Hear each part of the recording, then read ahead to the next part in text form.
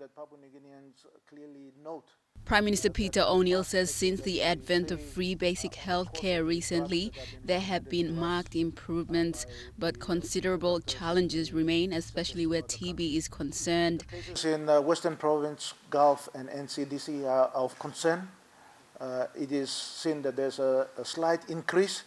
It is not at alarming rates, but we must now take precautionary measures in making sure that when we have family members and relatives who are affected by these TB cases, please make sure that they are referred to the hospital. They are confined in an environment that we can control the treatment that they deserve.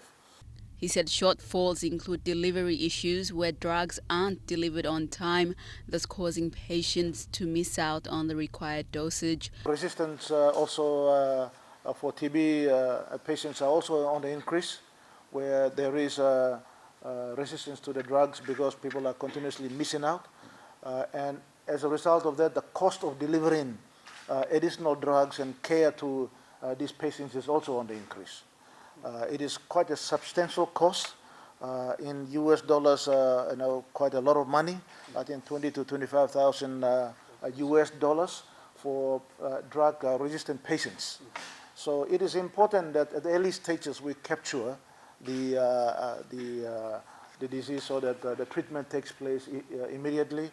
The government will also be carrying out awareness on the outbreak of measles. The Prime Minister also spoke about his recent attendance to the Pacific Islands Forum in Palau, congratulating Dame Meg Taylor for making PNG proud by being elected Secretary General of the Forum Secretariat. This is the first time a woman leader of our country will lead an international organization as such.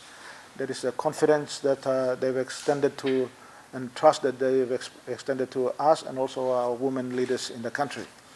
I know that Pacific Island Forum Secretariat will be now for the first time headed by 3 women, and again this is an historic moment for the region.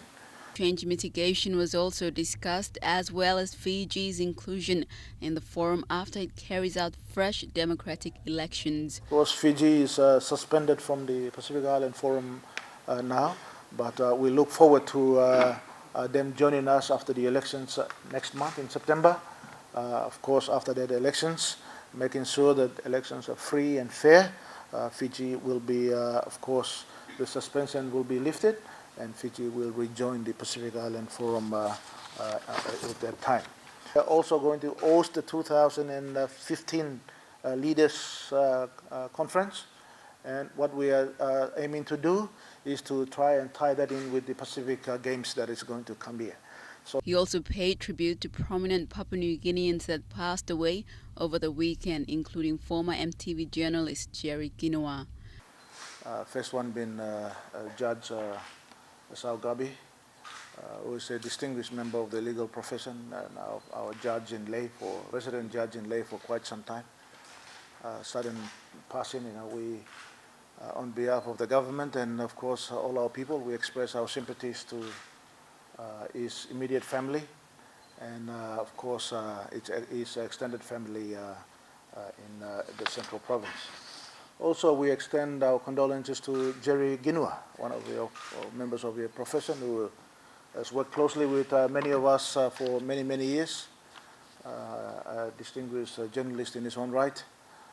Made a lot of contribution to this profession for many, many years. So we also extend our condolences to his immediate family and his own people from his village and his region. Meredith Kusa, National, MTV News.